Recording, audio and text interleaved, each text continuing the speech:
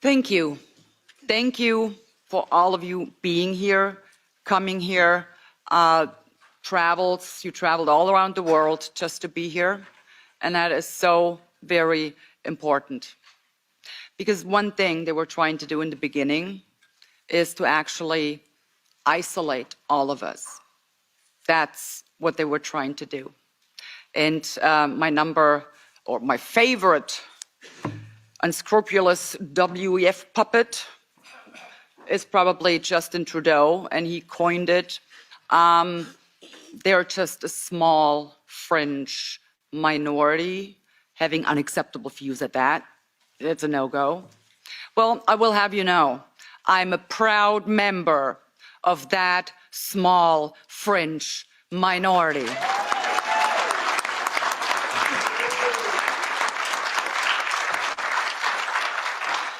But what were they actually doing? Well, they were instilling a sense of disenfranchisement, isolating people. And I'm particularly grateful that Mr. Christoph pointed that out in his presentation, because that was part of the game. They wanted to isolate us, because isolated people, it's called gaslighting triangulation, which is actually psychological abuse. They subjected us to a state of psychological warfare. That's what we had to deal with. But you know what? Looking at all of you, they did not succeed. Because globally, the networking began. And I'm so grateful and I feel so blessed to see so many people that I have had the pleasure to meet personally in these past 2 years. Thanks again for coming, because we actually are a big family now, and they have no idea how many of us there actually are. It's billions.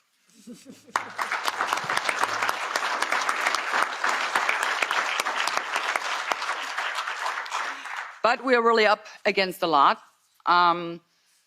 You might have followed the work we have done with my colleagues and Ivan Sinčić, Christian Terhash in the COVID committee.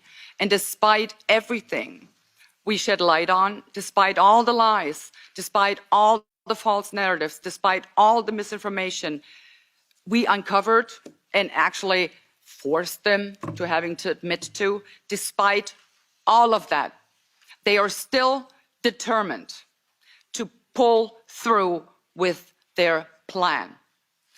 We just reviewed the draft report of the COVID committee, and in this report, I can tell you, every single lie is being repeated. They do not stop. One example, the report is 56 pages long, contains 4,480 words. How many times do you think the word adverse side effect is mentioned? How many times? One single time. But not in the way you think it is. Make no mistake. I will tell you what it says. The committee requires the member states, the EU Commission, and the manufacturers of these mRNA injections, well, it doesn't say that there, but requires them to more clearly communicate adverse side effects in an orchestrated, concerted kind of way in order to, and that's the point they're trying to make, in order to prevent the spread of disinformation and fake news. That is what they're after. It's not about the adverse side effects. That is just one example in this report. Like I said, every single lie is being repeated. And as I have been saying, and unfortunately it turned out to be true, this whole COVID madness, this so-called pandemic, it was just a test balloon, a gigantic test balloon. Well, for what, you ask? Well, to see how far they could go, to see what exactly they would have to do to get free individuals in a free and democratic society to consent to being forced into compliance. That's what they were trying to establish. That's what they were trying to figure out. And they have figured it out. Trust me, they are much smarter now.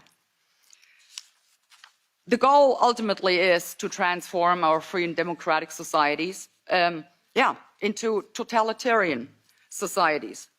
Their goal is to strip each and every one of us of our fundamental rights of freedom, democracy, the rule of law.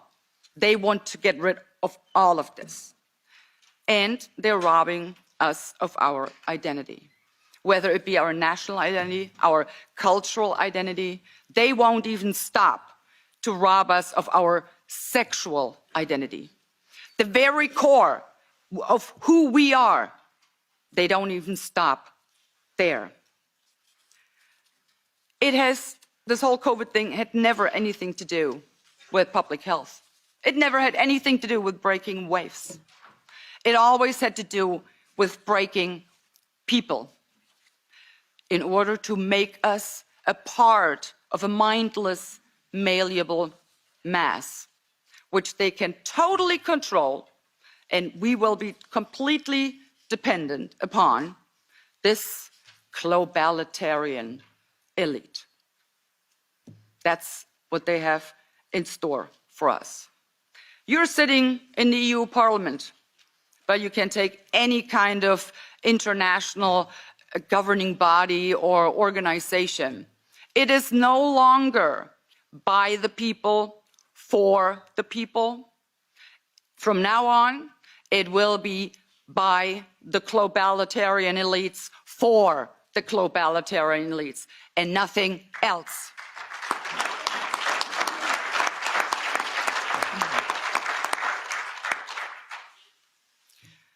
So I'm really imploring the people and all the peoples around the world, for God's sake, stop giving your democratically elected governments the benefit of the doubt. They are not deserving of that. They are not.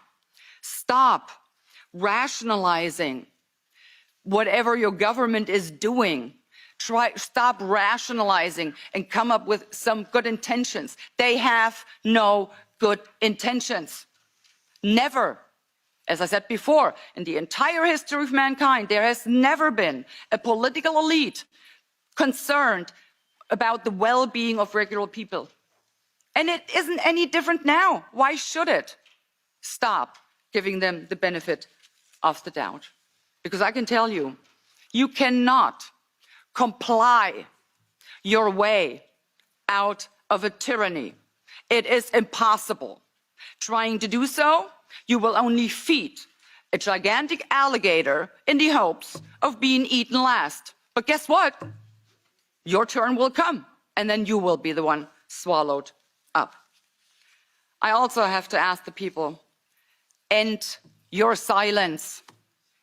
Speak up. For God's sake, stop complying. Start rebelling. They're out to get you if you do not resist. I would also urge you to stop voting for those who inflict this psychological abuse on you, who mock you for their own good. And here and then, I think of a quote by Lenin, actually, no less. He once said, "It is true, freedom is so precious that it has to be carefully rationed." Lenin. And that's what they're doing in this place, believe it or not, exactly that. And that's what's happening all over the world right now, especially in the Western democracies. Freedom are being carefully rationed. Well, I will not go by that. That is not my motto. I prefer Albert Camus, because I have decided, in order to deal with this unfree world, to defy this unfree world, I have decided to become so absolutely free that my very existence is an act of rebellion. And that's what we all need to do.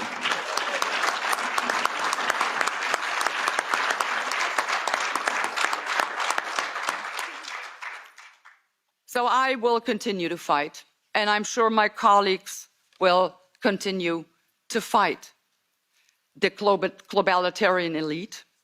I am determined to do whatever it takes to bring them down. They have us to reckon with now, and that's why they hate us so much. Because we bother them, we are a nuisance, we're annoying them, and we are exposing whatever they're planning for us.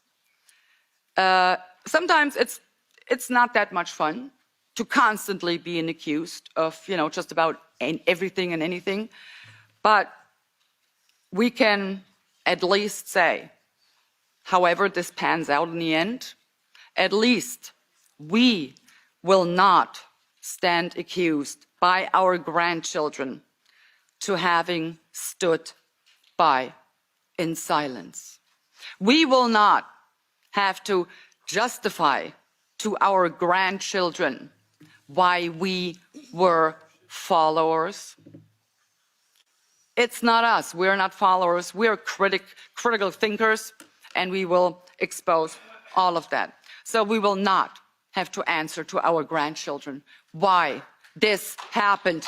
Again, I might add, again.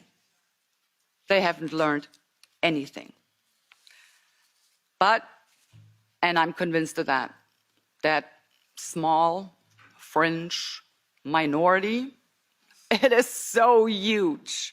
Like I said, it's billions and billions of people around the globe.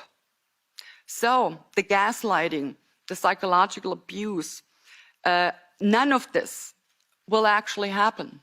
And if I've come to realize one thing in these past 3 years, it is this. I'm an elected representative of the people, by the people, for the people. I represent your best interests. But I've come to realize my most important job actually is to break the psychological abuse, because this psychological abuse only works if there is no contradicting voices. So I have come to realize my most important job to serve in the best interest of the people is to actually use my voice to break the psychological abuse, expose their lies, and give the people validation.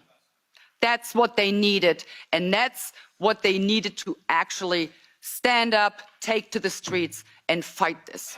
So this is my promise to you, I will always be that voice that will break their despicable psychological abuse pattern. They're criminals and they belong behind bars. That's where they need to go.